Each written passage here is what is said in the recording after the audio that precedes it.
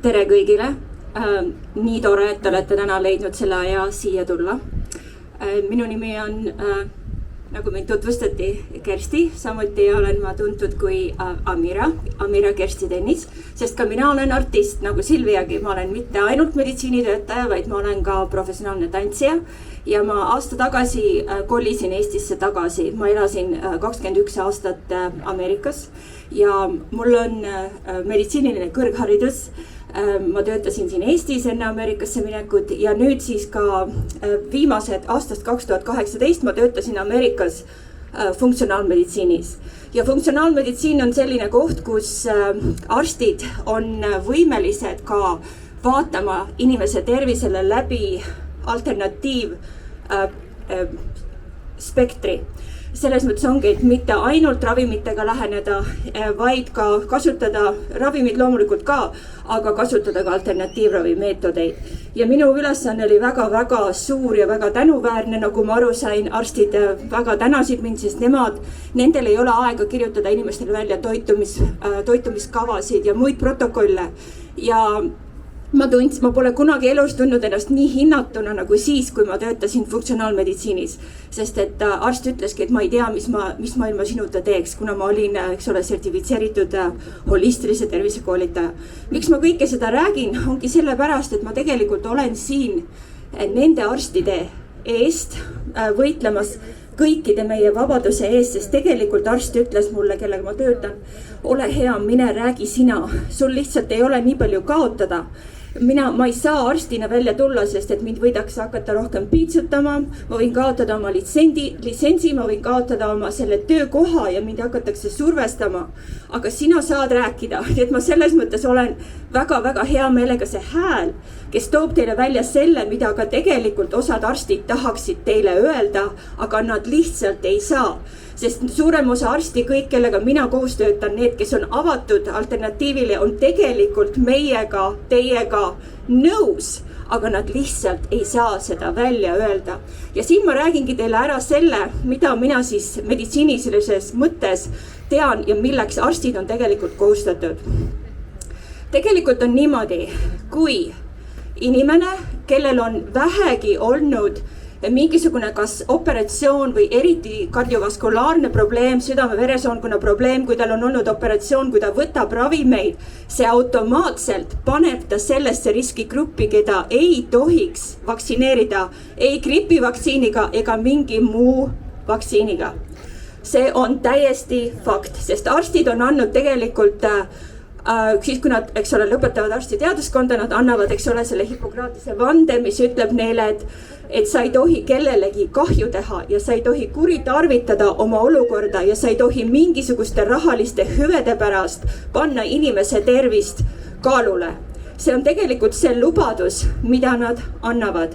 Et see ongi see, mis praegu toimub, tundub on see, et nad mõned neist on justkui nagu Hippokraadid, andes Hippokratese vande. Just nimelt, ja neil ei ole teist valikut, sest neid on survestatud ülevalt poolt.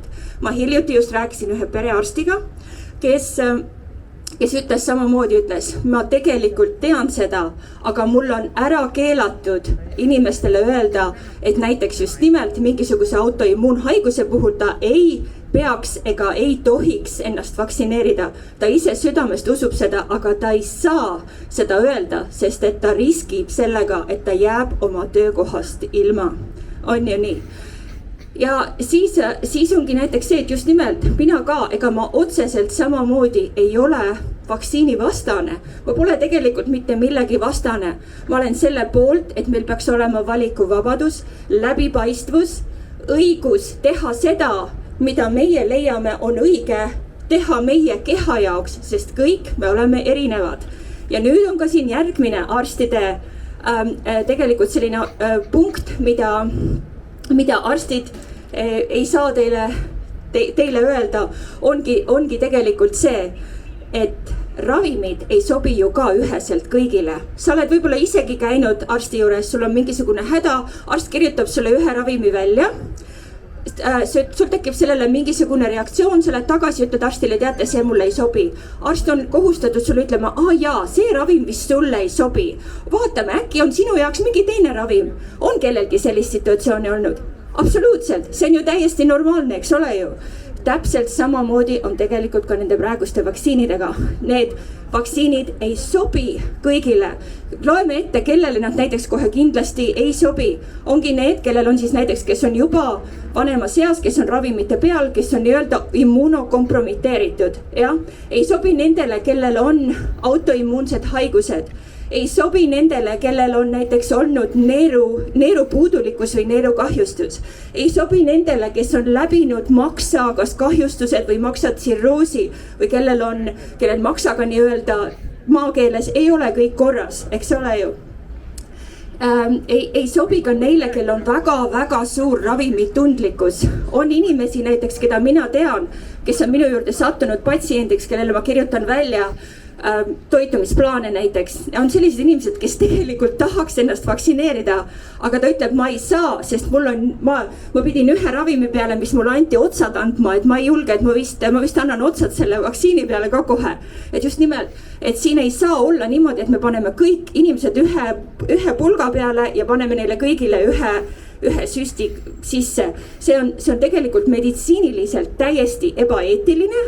See on selle Hippokratese vande vastu ja see absoluutselt ei käi kokku sellega, mida arstid tegelikult peaksid ütlema, mida nad usuvad või mida neile on õpetatud. See on väga-väga seadusevastane, et niimoodi teha.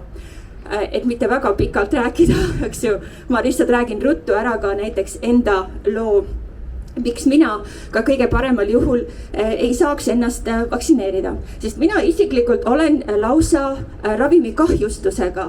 Minul oli nii, et mulle anti lapsena liiga palju antibiootikume ja tänu sellele tekkis minul väga tõsine krooniline gastroenteraalne kandidoos ehk siis pärmseene vohamine seedetraktis, eks ju, et kes siis seda kes on kokku puutunud, eks ole, sellise asjaga. See on siis seedetraktis vohav pärmseen, mis tekib peale seda, kui on rikutud nii-öelda see naturaalne mikrofloora seedetraktis.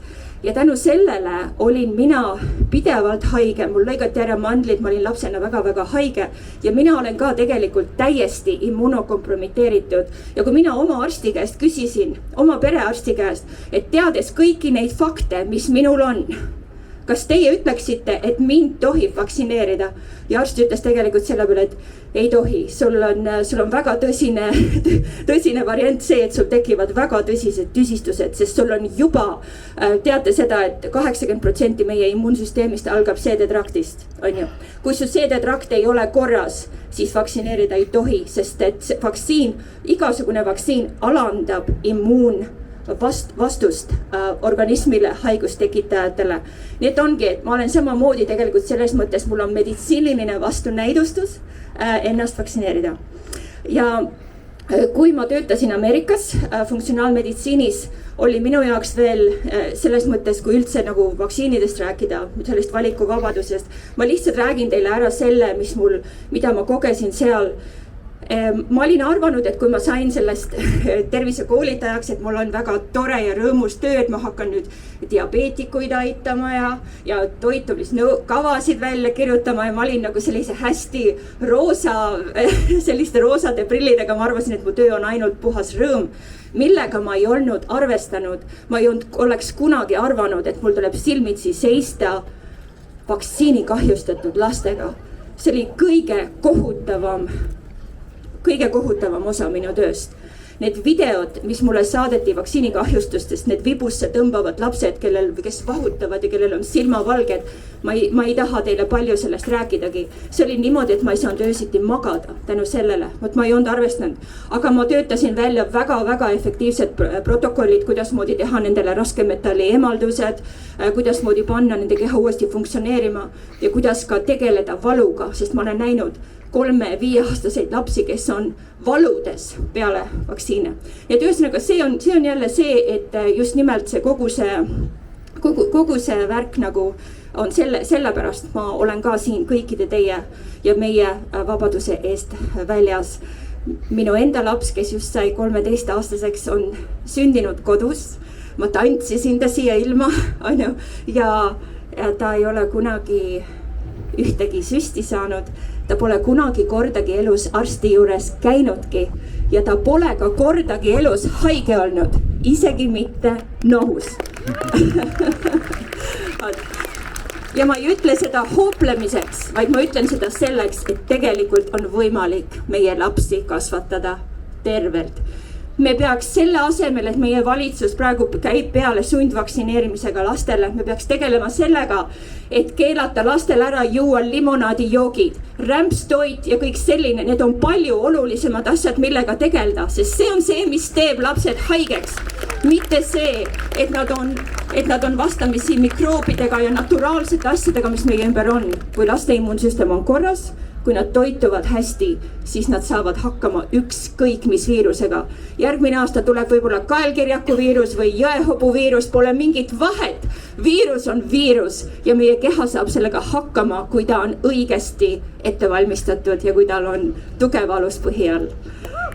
Nii, ma vist siinkohal lõpetan. Ma tänan teid tähelepanu eest ja aitäh, et te seisate nende õiguste eest ja näeme täna õhtul ketis. Suur tänu!